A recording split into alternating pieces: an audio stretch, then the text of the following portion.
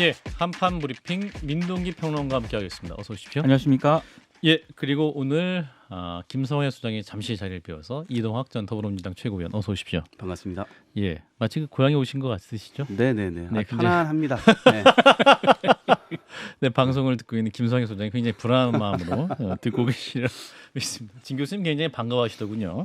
자, 오늘 첫 소식은 국회 본회의에 노란봉투법과 방송 3법 야당 단독 처리 통과가 됐죠. 네, 방송법 개정안은 제석 176면 만장일치로 통과가 됐고요. 방송문화진흥회법 개정안은 175면 만장일치로, 그리고 한국교육방송공사법 개정안은 역시 176명 만장일치로 각각 가결이 됐습니다. 예. 국민의힘은 표결에 참석하지 않았습니다.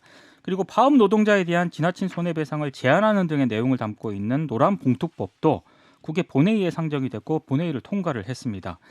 노란봉투법은 제석 174명 가운데 찬성 173, 기권 1명으로 가결이 됐는데요. 예. 이원욱 민주당 의원이 기권표를 던진 것으로 일단 언론에 보도가 되고 있습니다. 역시 국민의힘은 표결에 참석하지 않았습니다. 예. 국민의힘은 노란봉투법과 방송 3법이 본회의 안건으로 상정이 되자 바로 퇴장을 했고요. 관련해서 국민의힘이 원래 오늘 예정했던 필리버스터 있지 않습니까? 예. 이거는 일단 토론을 하지 않기로 방침을 정했습니다. 자, 그러니까 어제까지만 해도 본회의장 지킴조까지 짜놓고 치밀하게 국민의힘이 필리버스터를 준비를 했었는데 갑자기 그럼 처리했던 이유는 뭡니까? 일단 소수의 반대 토론 기회마저도 국무위원 탄핵에 활용하겠다는 그런 악의적 정치적 의도를 묵과할 수 없다. 일단 이런 입장을 밝혔고요. 예. 그래서 일단 네 가지 악법에 대해서 국민께 소상히 알리고 싶었지만 이동관 방통위원장을 탄핵을 해서 방통위의 기능을 장시간 무력화시키겠다는 나쁜 정치적 의도를 막기 위해서는 필리버스터를 포기할 수밖에 없는 상황임을 좀 이해해달라 이렇게 얘기를 했습니다. 예. 그러니까 방통위원장 탄핵안은 본회의 보고 24시간 이후부터 72시간 이내에 표결을 해야 되거든요. 예. 근데 만약에 국민의힘이 이 필리버스터를 진행을 해서 24시간을 넘기게 되면 탄핵안 표결도 이루어질 수밖에 없는 그런 상황입니다. 그래서 만약에 국민의힘이 예정대로 180시간 이상의 필리버스터를 진행을 하게 되면 본회의가 이튿날까지 진행이 되지 않습니까? 예. 그러니까 민주당이 또 바로 탄핵 소추안 표결에 나설 수가 있거든요. 이걸 좀 막겠다는 그런 취지인 것 같고요. 예. 반대로 만약에 지금 필리버스터를 중단을 한다면 오늘 본회의는 예정에 맞춰 종료가 되고 72시간 이내에 국회 본회의가 열리지 않게 되면은 탄핵 소추안은 자동 폐기가 됩니다. 예. 아마 이 부분을 좀 고려를 한 것으로 일단 일단 의도가 좀 파악이 되고 있고요. 예. 그래서 오늘 본회의는 일단 노란봉투법하고 방송 3법 표결 처리 후에 산회가 됐고요. 오늘 보고된 이동관 방통위원장 등에 대한 탄핵 소추안 표결을 위해서는 12일 전까지 다시 국회 본회의를 열어야 됩니다. 일단 민주당은 만약에 12일까지 탄핵 소추안 표결을 하지 못하게 되면 이번 정기국회 내에 이동관 위원장 등에 대한 탄핵 소추안을 다시 발의하겠다라는 입장을 밝히고 있습니다. 다시 하겠다. 네. 아하. 자, 이런 가운데 노란봉투법 통과 문제에 대해서 이정식 노동부 장관이 바로 또 이 우려를 표명하는 입장을 발표했군요. 그러니까 폭력적인 파업이 공공해질 우려가 있다. 그리고 불법 행위는 그 책임을 면제받게 될 것이다라는 입장을 밝혔고요. 예. 그 결과 산업 현장이 초토화되고 일자리는 사라지게 되고 국가 경쟁력은 추락하고 말 것이다라는 입장을 밝혔습니다. 예. 특히 수천 개의 협력업체를 가진 일부 기업은 1년 내내 교섭하고 강속노조 사업장은 1년 내내 파업을 할 우려가 크다라며 반대 입장을 분명히 하고 있습니다. 예.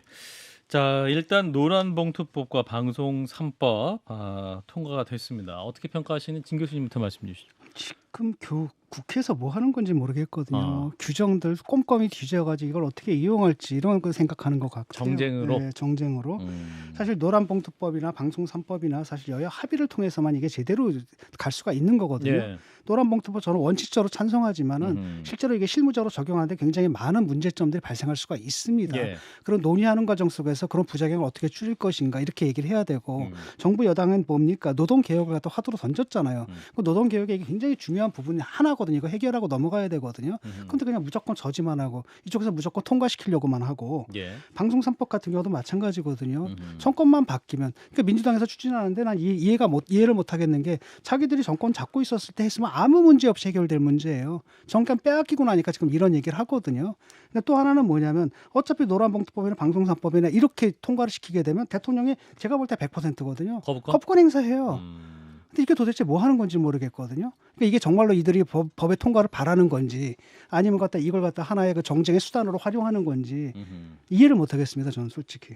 예, 자, 이동학 전 최고는 그러니까 대통령이 거부권을 행사할 거냐 이것도 아마 또 주목을 또 받게 될 그렇겠죠. 겁니다. 예. 지금 오늘 바로 중소기업 중앙회에서 또 성명을 냈어요. 대통령이 이 거부권을 행사해줘야 된다. 기업들 입장에서는 네, 그래서 이제 국회가 뭔가 사회적인 의사 표출이 막 되고 거기에서 융합돼서 뭔가 안정적인 결론을 내는 기관이 아니라 오히려 뭔가 갈등을 더 증폭시키는 이 기구의 하나로 지금 전락해가고 있는 거 아닌가. 예. 저도 이제 그런 차원에서는 좀 비판적 이 요소를 갖고 있다 이렇게 보고요. 예, 그리고 이제 방송 3법 이제 이게 평가되는데 여기에 이동관 위원장 탄핵소추 안까지 같이 연결되어진 거잖아요. 그렇습니다. 근데 이게 이제 연기되면서 다음 본회의까지 아마 치밀하게 어떠한 일들이 또 벌어지게 될 것인가 이게 또 관건이에요. 27일인가 아마 본회의가 다음 본회의가 또 그렇게 열리게 될 텐데 예. 그 사이 동안에 또 여러 가지 이 지점들이 국회에서 상당히 많은 또 일들이 일어나게 될 겁니다. 그 전에 아마 일방적으로 또 결정해야 할 문제들 뭐 땅땅땅 다 이제 또 하게 되고 이렇게 예. 되면 이 전국이 지금 이제 예산 전국도 또 앞두고 있는데 예. 앞두고 이게 굉장히 큰 전초전으로 좀 붙일 수가 있다 이렇게 생각합니다. 그러니까 방송 3법 같은 경우에 지금 국힘에서 우려하는 부분은 이런 거거든요. 당신들 안대로 하게 되면 어차피 거기 뭐 시민단체니 뭐 출신들이 다 채워놓을 텐데 예. 그 사람들 성향이 다 민주당 성향이다. 어차피 편파적이다. 이런 우려를 불식시킬 만한 뭔가 장치를 또 마련한다라든지 그런 식으로 합의를 해야 되거든요. 예, 네. 근데 그런 부분이 좀 없는 게 좀 유감입니다. 예, 그러니까 방송산법의 정신 자체는 보수든 뭐 진보든 정부가 어떤 정부가 들어서든과 관계없이 방송의 독립성을 보장하자. 야당일 땐 다 주장했던 거예요. 다 이 당이든 저 당이든 야당일 땐 주장했던 거예요.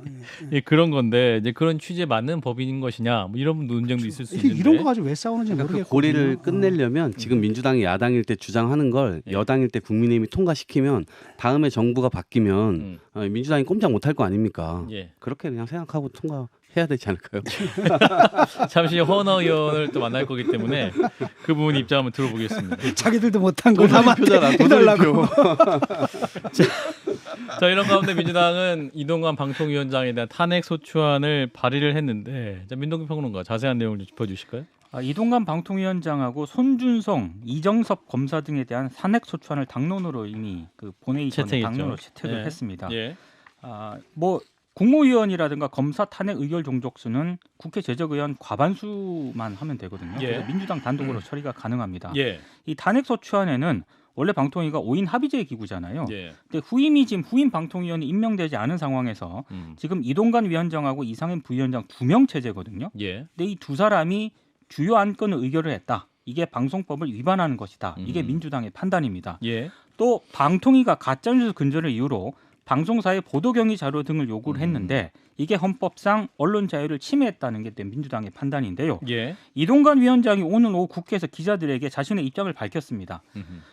자신은 어떠한 법을 위반한 행위를 한 적이 없다. 그리고 야당이 숫자를 앞세워서 탄핵하겠다고 하는 건 민심의 탄핵을 받을 거라고 생각을 한다라는 입장을 밝혔습니다. 민심의 탄핵이라는 건 내년 총선에서 또 큰 영향을 받을 것이다라는 복선도 있는 거죠. 그게 이동관 방통위원장의 주장입니다. 예, 그런데 이제 한동훈 법무장관이 계속 논의가 됐었는데 한동훈 장관 탄핵 소추안은 제외됐군요. 오늘 의총에서 아예 논의가 안 됐고요. 예. 그리고 이제 고발 사주 의혹을 받고 있는 손준성 대구고검 차장검사하고요. 예. 자녀의 위장 전입 의혹이 있는 이정섭 수원지검 2차장 검사 탄핵 소추안은 발의가 됐습니다. 예.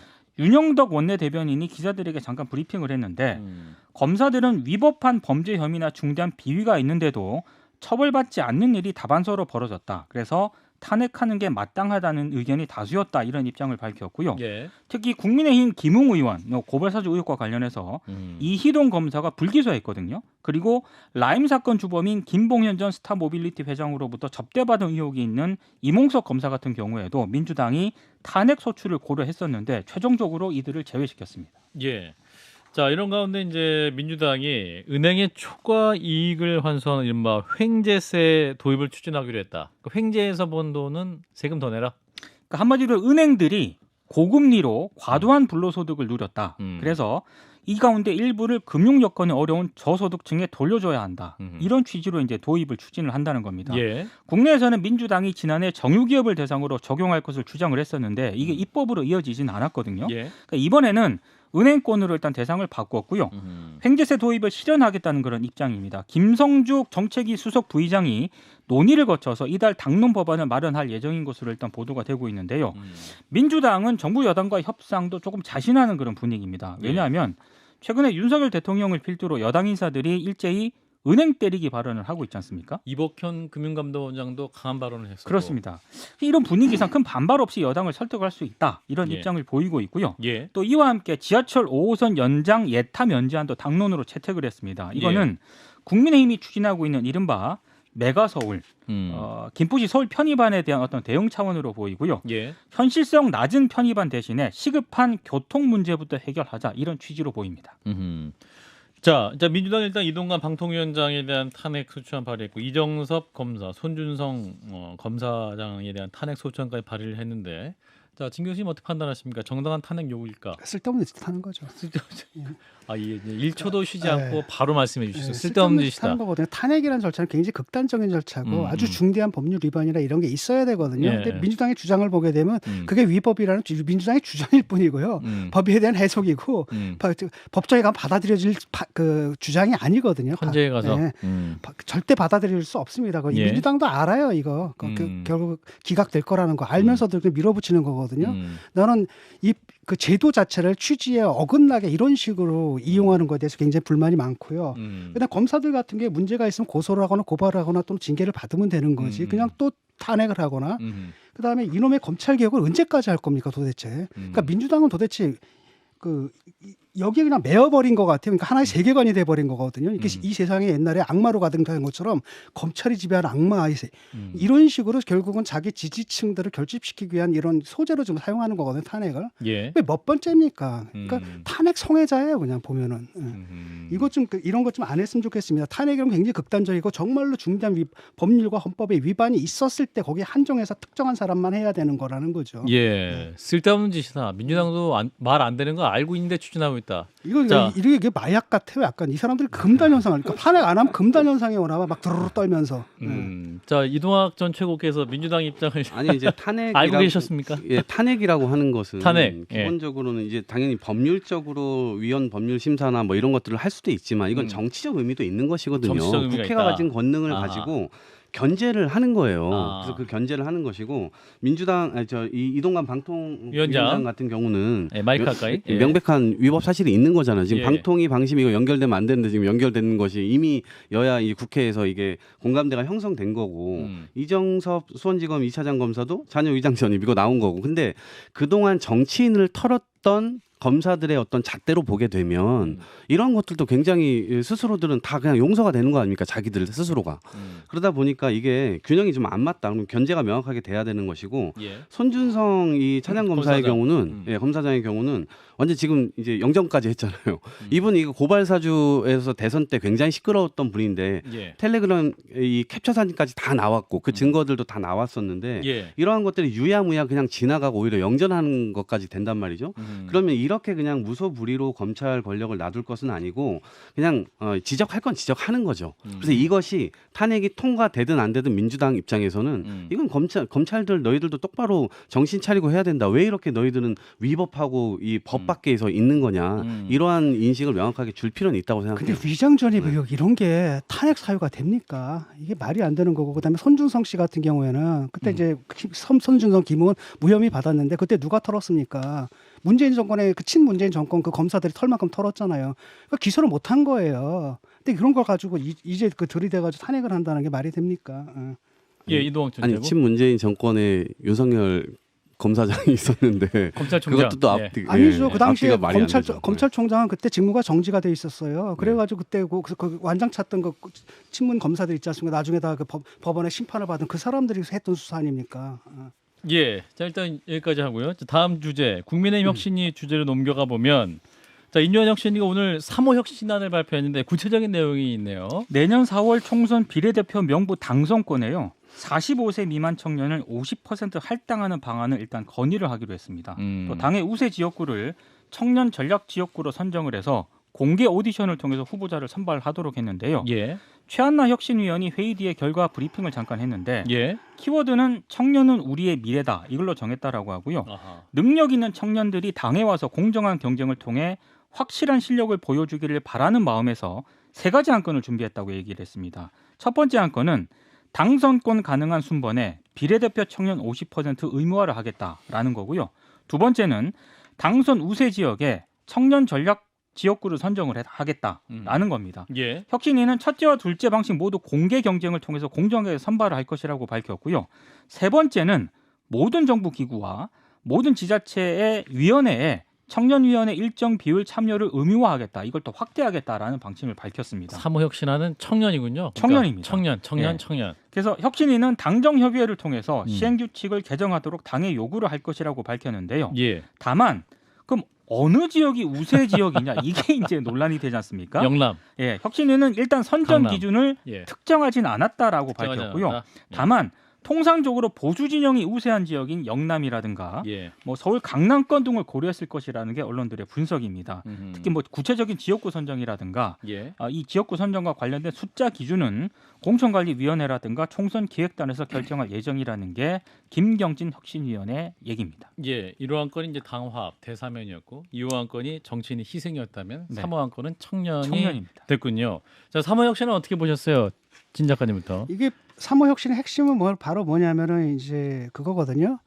그러니까 자기들이 집권했던 게 중도 보수 연합과 세대 연합이었거든요. 예, 그 세대 예. 연합을 갖다 복원하겠다라는 거고, 음. 그다음에 여기다 뭐 경쟁을 도입하겠다는 건 사실 이준석이 했던 그런 거지 않습니까? 오디션. 그 아이디어를 좀 차용한 것 같거든요. 아. 그래서 좀 접근을 하려고 하는 건데 음. 이게 될까 좀 저는 약간 회의적인 게 일단은 지도부 중진 친윤 불출마 이것도 안 받아들였거든요. 그다음에 여기가 다 어떤 자리냐면 노른자 자리거든요. 경남, 서울, 강남. 이걸 예. 누가 내놓으려고 하겠습니까? 예. 그래서 만약에 이게 받아들여진다면 민주당 굉장히 선거하기 힘들 테지만 예. 아. 제가 볼 때는 걱정 안 하셔도 될 것 같아요. 일단 김기현 대표가 불출마 공고에 대해서 모든 일엔 시기와 순서가 있다 이렇게 말씀을 하셨네요. 자, 이동학 전 최고는 지금 말씀하신 걸로 정권을 다시 빼앗아 갔다. 전권을 뺏어 왔습니다. 처음에 원래 정권 준다고 했잖아요. 아, 네. 김기현 대표가 그러니까 사실은 정권을 준 게 아닌 게 그냥 막 드러나고 있는 것이고 아하. 이게 지금 첫 번째 혁신안의 경우는 당선 가능한 순번의 비례대표 청년 50%를 의무화하겠다. 이거는요 지금의 선거제도와는 전혀 맞지 않은 처방이에요. 아, 그래요? 지금의 선거제도에서 비례 순번 이거 청년 50% 몇 명 내겠다는 겁니까? 이게 지금 준연동형으로 되어 있잖아요. 지금 현재 선거제도가. 그럼 이 얘기를 할 때는 지금 머릿속에 뭐가 들어있냐면 2016년도의 제도가 들어있는 겁니다. 머릿속에. 그러니까 병립형으로 다시 돌아가서 과거 회기. 비례대표까지 양당이 그냥 싹 다 골목상권까지 먹겠다. 이게 머릿속에 다 들어있는 체제로 지금 이걸 낸 거예요. 그러니까 이거는 사실 법도 바뀌어야 되죠. 그리고 이것이 혁신안을 당이 받아야 되죠. 여러 가지 난관들이 있어서 지금 국힘 청년들이 와 우리에게 기회가 오는구나라고 전혀 생각하지 않을 것 같습니다. 아, 오히려 청년들이 기분 나쁠 것이다. 국민의힘 청년들이 기분 기분 나쁠 나쁠 것이다. 것까지는 없고 되면 좋죠. 다른 건 몰라도 비례대표에서 좀 석이 늘어나면은 뭐 그 기회가 좀 생길 텐데 그 혁신위라는 이름을 걸고 참 내놓은 성과치고는 조금 초라하지 않나 이런 느낌이 들어요. 그렇군요. 급하게 밥 먹은 체하기 십상이다. 그 혁신위는 이제 시간을 두고 지도부에 이제 공식적으로 권고하겠다 이렇게 하고 있는데 사실은 혁신이라는 건 시간의 타이밍이 중요한데 민동기 평론가 어떻게 보세요? 이러한 분위기. 약간 혁신위가 좀 힘이 빠지고 있다는 얘기도 들리고 있습니다. 힘이 빠진다라기보다는요. 예. 이뇨한 혁신위원장이라든가 행보라든가 혁신위가 내보인 이런 행보를 보면 예. 혁신위라는 느낌보다는 약간 홍보위원회? 홍보위원회. 그러니까 언론들의 주목은 굉장히 잘 받습니다. 안현 혁신 현재 계속 나오고 그러니까 있죠. 언론에 많이 보도가 돼요. 예, 근데 예. 그 내용 담고 있는 내용을 보면은 예. 이게 진짜로 실현 가능할까라는 의문이 들거든요. 아하. 그러니까 이게 속빈강경이 될 가능성이 있다는 거예요. 이게 이 사람들이 뭐냐면 이걸 구조적 위기로 보는 게 아니라 일시적 위기로 보는 거예요. 아하. 그래서 금방 만회할 수 있다. 이 국면만 넘기면 된다라고 하니까 실제 혁신보다 혁신하는 제스처를 취하고 그걸 통해서 언론 보도를 하면서 사실상 민주당이 지금 존재하지 않잖아요. 지금. 그렇죠. 예. 그런 효과를 노리는 거죠. 그다음에 이것도 50%딱 던지도 되든 안 되든 간에 일단은 뭔가 변한다 이런 느낌을 주거든요. 그다음에 이제 많은 사람들이 그 그 뉴스를 갖다 팔로우업을 안 해요. 그렇죠. 그냥 뒤에 안 됐다는 얘기는 안 듣고 이거 됐다 하면서 인상만 딱 남아버리고 그런 정치적 효과가 있기 때문에 좀 이렇게 그냥 밀고 나가는 거죠. 발표만 짱 하고 딱 되면 그 각인 효과가 있으니까 그렇죠. 그 후속 보도를 안 하면 그냥 됐나 보다. 그 뉴스를 들은 사람이 100이다라고 한다면 그 중에서 50은 안 듣거든요. 그러니까 저는 처음부터 인유한 혁신이가 뜬 거 자체가 전 어. 볼 점유율이라고 봤거든요. 그러니까 김기현 대표의 얼굴을 최대한 최소화하기 위해서 네, 그거를 좀 감추고 리스크니까 대표 침대 리스크니까 사실 물러났어야 되는데 물러나지 않은 거를 숨기기 위해서 다른 사람을 등판을 시킨 거죠. 근데 지금 저는 국민의힘 상황이나 대통령의 상황이 예, 대통령도 이제 던지기를 너무 잘하시잖아요. 국민연금 뭐 저 노동개혁, 교육개혁 뭐 다 던지는데 예. 국민의힘은 지금 포수가 없는 상황이에요. 마운트에 투수 3명만 올라가 있는 상황입니다. 축구 얘기해서 갑자기 야구 하시니까 대통령도 헷갈리잖아요. 투수, 예, 어쨌든 김기현 그래가지고. 대표도 투수, 혁신위원장도 투수. 누가 던질지 모르는 거예요 공을. 네, 근데 포수가 없는 상황이죠. 포수가 없다. 받아줄 사람이 없는 거잖아요 지금. 아하. 아무도 못 받아주는 상황에서 투수만 3명인데 이게 뭐 경기가 재밌겠습니까? 예, 이동환 최고가 말 재밌게 하시네. 자, 일단 국민의힘에게 잠시 허은하 의원과 말씀 나눠보고, 자, 법조 소식인데 차기 대법원장 후보가 이제 임명이 됐군요. 자, 조희대 전 대법관. 예, 윤석열 대통령이 조희대 전 대법관을 신임 대법원장에 지명을 했습니다. 박근혜 정부 때인 2014년에 대법관에 임명이 됐고요. 2020년 퇴임을 했고 성균관대 법학전문대학원 석좌 교수를 맡았습니다. 예. 보수 성향으로 일단 분류가 되고 있고요. 예. 특히 국정농단이라든가 양심적인 병역 거부와 같은 주요 사건에서 보수적인 소수 의견을 낸 것으로 일단 평가가 되고 있습니다. 예. 특히 2018년 대법원 전원 합의체가 여호와의 증인 병역 거부자에 대해서 진정한 양심에 따른 병역 거부는 무죄라고 이제 판결한 사건이 있었거든요. 이때 조 후보자는 소수 의견을 냈습니다. 한국은 세계 유일의 분단국이고 엄중한 안보 상황이라든가 병역 의무의 형평성에 관한 강력한 사회적 요천 등을 감안을 하면 종교적 양심적 병역 거부는 인정될 수 없다. 이런 의견을 냈고요. 예. 원세훈 전 국정원장의 댓글 사건 상고심에서도 소수 의견을 냈습니다. 당시 대법원 전원 합의체는 정치적 중립을 지켜야 할 국정원 공무원들이 지위를 이용을 해서 뭐 특정 후보라든가 정당을 지지하거나 반대하는 활동을 집단적으로 했다라고 판단을 했는데 예. 당시 조 후보자는 원세훈 전 원장 같은 경우에는 국정원 직원들과 선거운동을 공모했다고 볼 증거가 부족하다. 그래서 국정원 차원의 조직적 개입으로 보기는 미비한 수준이다. 이런 입장을 밝혔습니다. 예. 관련해서도 조 전 대법관의 짧은 임기를 두고도 논란이 제기가 되고 있는데요.